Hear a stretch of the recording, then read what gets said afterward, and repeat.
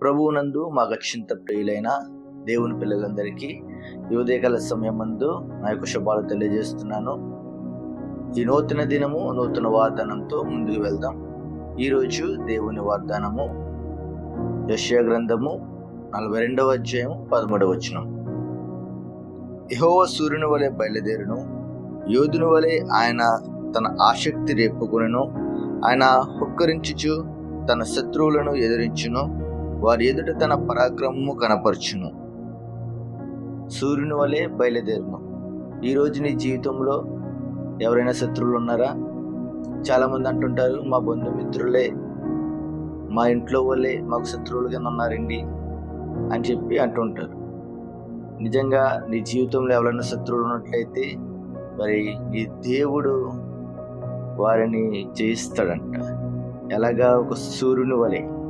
అంటే ఇక సూర్యుడు అనగా మనం చూసుకున్నట్లయితే హెబ్రూ భాషలో గిబోన్, అంటే ఇంగ్లీష్లో మైటీ మ్యాన్. అంటే నీ దేవుడు బలవంతుడై ఉన్నాడంట. వ్యాలెంట్ మ్యాన్ అనగా పరాక్రమ సూర్యుడు.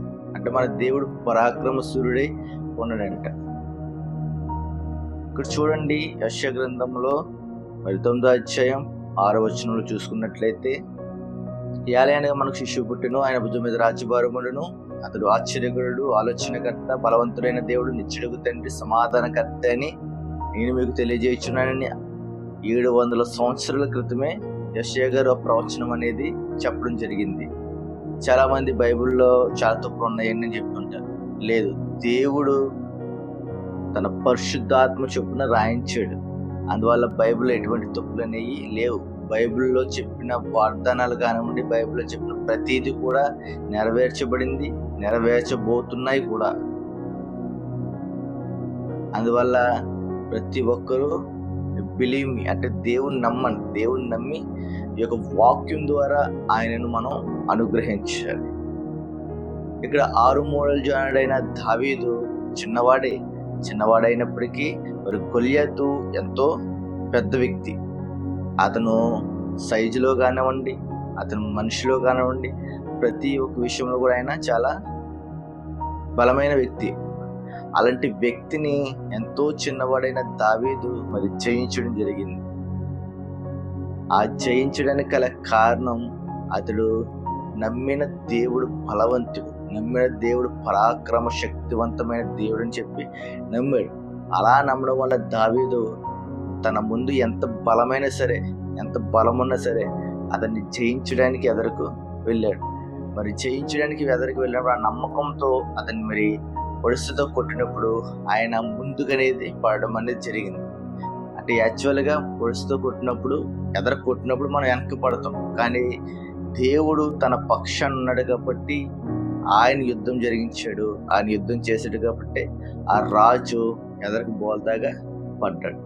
సరే, అక్కడ ఎంత గొప్ప జయం అనేది దావీదు గారు పొందుకున్నారు. ఎందుకు పొందుకున్నాడైనా? ఆయనకున్న నమ్మకం, ఆయనకున్న ధైర్యం. దేవుడు, నా దేవుడు బలవంతుడు, శక్తివంతుడు, పరాక్రమశాలుడు అని చెప్పి ఆయనకున్న ధైర్యం. ఈరోజు మీ జీవితంలో ఏదైనా సమస్యలతో కానివ్వండి, లేదంటే శత్రువులతో మీరు బాధపడుతున్నట్లయితే ట్రస్ట్ మీ, దేవుడి మీద నమ్మకం ఉంచు. దేవుడి మీద నమ్మకం ఉంచినప్పుడు మీ జీవితంలో అనేక మేలు జరిగిస్తాడు.